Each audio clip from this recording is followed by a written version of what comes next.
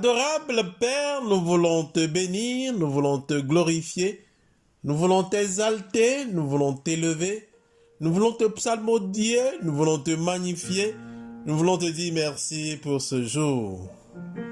Merci pour ta grâce, ta bienveillance et ton autorité sous laquelle nous sommes en cœur levé ce matin. Père, merci pour tout ce que tu nous as encore fait durant cette année 2021, pour la vie des frères et sœurs, des bien-aimés, pour le canal que nous sommes et que tu nous as encore utilisé jusqu'à ce jour. Gloire et honneur à toi seul, Père.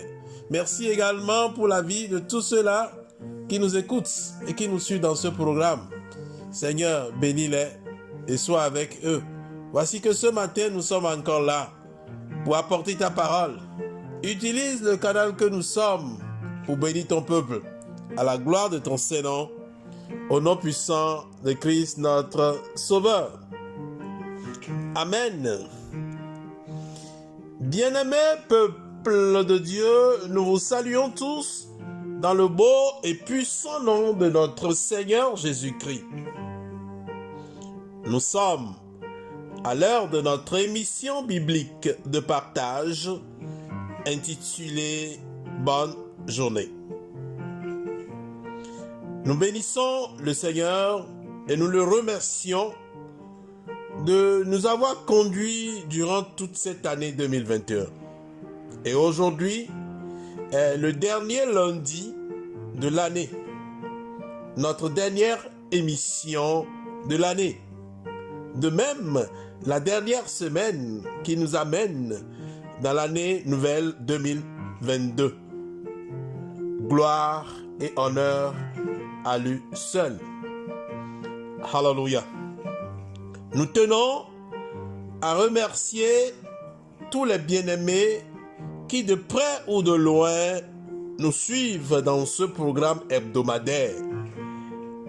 Et je crois qu'elle a fait du bien à beaucoup d'entre nous qui nous envoient leurs témoignages. Que le Seigneur soit loué. Ce matin, le Seigneur a mis sur mon cœur de vous parler en ces termes de la promptitude. Notre référence sur ce sujet est l'évangile de Jésus-Christ selon Matthieu, chapitre 24, à partir des versets 42 jusqu'au verset 51. Écoutons la parole de Dieu. Veillez donc, puisque vous ne savez pas quel jour votre Seigneur viendra.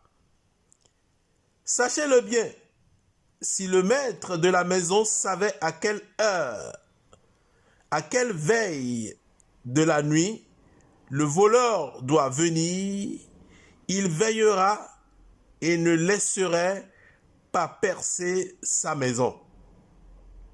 C'est pourquoi, vous aussi, tenez-vous prêts, car le Fils de l'homme viendra à l'heure où vous n'y penserez pas.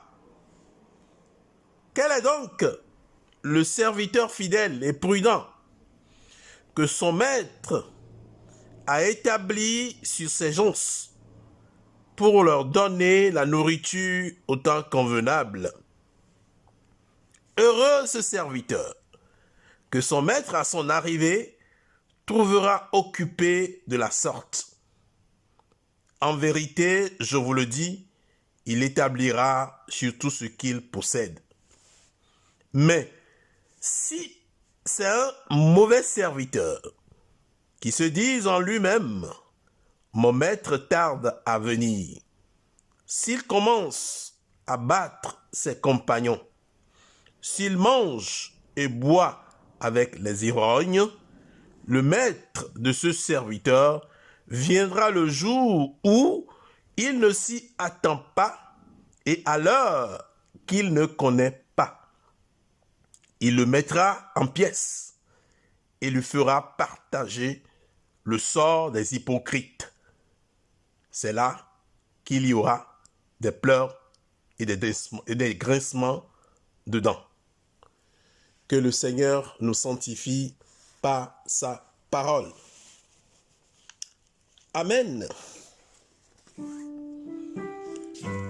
La promptitude, c'est la qualité de la personne, de l'être animé qui agit ou se manifeste sans tarder ou rapidement. Comme synonyme, nous avons célérité, vivacité, rapidité. Autrement dit, faculté chez un individu à entreprendre quelque chose sans difficulté, avec rapidité, sans aucun délai. Exemple, avec élégance et promptitude, la servante revint et en quelques minutes, la table était dressée et les convives pouvaient s'asseoir. Revenons à notre texte de base. Le texte nous révèle 3 faits importants. Le premier, la vigilance pour l'enlèvement. C'est ça que nous voyons dans les versets 42 jusqu'au verset 44. Le deuxième, le sort du bon serviteur, verset 45 au verset 47. Le troisième, le sort du mauvais serviteur, des versets 48 jusqu'au verset 51. Alléluia. Notre voyage chrétien sur cette terre arrivera un jour à sa fin. C'est pourquoi nous avons tous besoin de la vigilance et de se tenir prêt. Ce qui nécessite une préparation en ce moment même. Nous sommes actuellement vers la fin de l'année 2021 et beaucoup de personnes, même les chrétiens, s'agitent, se préoccupent de beaucoup de choses, car bientôt, ils rentreront dans la nouvelle année. Si le Seigneur tarde à venir, cependant, nous avons aussi le besoin de nous préparer pour le Seigneur, à être dignes d'être enlevés. Quand Jésus bouclait son ministère terrestre, il instruisit ses disciples à veiller, à être vigilants, à demeurer toujours prêts, car méconnaissait-il l'heure de l'arrivée du Fils de l'homme? Que constatons-nous de nos jours? Il y a quelques chrétiens qui vivent comme si Christ ne devrait jamais revenir. Ils n'ont aucune conscience du ciel, mais ils sont préoccupés par les pensées et les choses de ce monde. Pour certains, l'amour du Père n'est plus en eux. La poursuite des plaisirs et des réalisations du monde a fait que plusieurs ont perdu la vision du ciel. Sachant que Jésus revient. Il peut revenir n'importe quand, à l'improviste. Comment nous préparons-nous et sommes-nous prêts à rencontrer le Seigneur Jésus à son arrivée, et ceci dans les airs? Alors, évitons les disputes, les querelles, les tiraillements, les poursuites entre frères et frères, entre sœurs et sœurs, entre dirigeants de la même Église, car nous ne sommes pas appelés pour cela. Le Seigneur ne nous demande pas cela. Ces manières peuvent nous empêcher, car la trompette sonnera.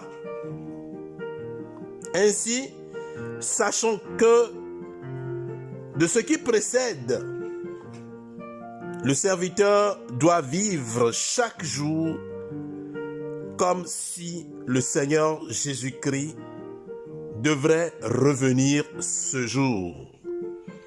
Que le Seigneur nous bénisse tous. Bonne journée. Prions. Père céleste, Yahweh, notre Dieu, nous voulons te dire merci pour ton message.